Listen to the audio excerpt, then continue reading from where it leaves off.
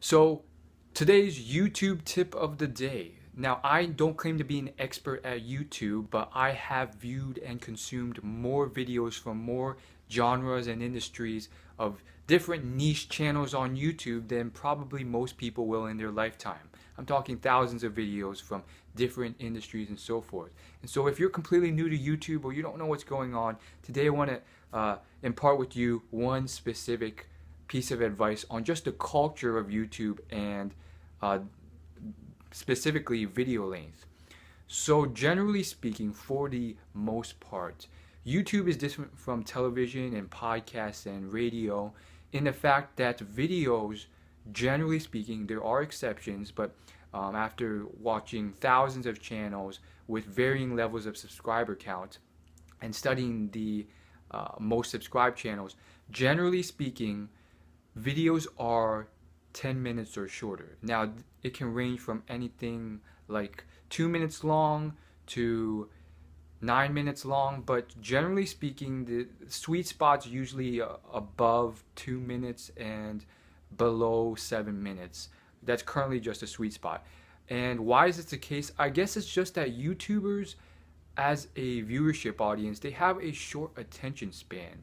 And unless you're doing something very informative that's really teaching them or helping them, and that's where the exceptions start to play into it, or really just keeping them engaged and entertained for a long time, you really have that short window before they click off. That's just how they are. And so, as an audience, for some reason, we are fine with just watching maybe 10 videos that are 5 minutes long each rather than one video that's 50 minutes long. It's just something regarding how we're wired and just how low attention span we are. And it's just something that forces you to click off. So understanding that may be very helpful, and that's probably why you see a lot of people trying and translating their television experience or products onto YouTube, and it's not working out. And if you look at the big guys who are doing well, like Jimmy Fallon, they understand this psychology and they cut their videos short. Now, let's get into the exceptions out there. Now, there's plenty of exceptions. I've watched a lot of YouTube channels. The biggest ones are usually in gaming or people doing tutorials that are very informative or vlogs. So it's usually being very entertaining or being very informative. Now, these are like the two big categories for YouTube. Some people say that they're the only things and they're the only ways of growing a real audience and getting good videos: being informative, teaching people something, or being entertaining. And I would say, generally speaking, that covers a lot of categories, but it's not everything. Another big one, in my experience, is relatability. So a lot of vlog channels do very well because they're not really teaching anyone anything or entertaining them that much, but they're being relatable in the sense that they're going through a hard time, whether it's not being able to give birth to a baby or going through tough times in terms of depression or suicide or conforming or trying to live up to society's standards of what a girl's body should look like. And those get a lot of watch time and relatability.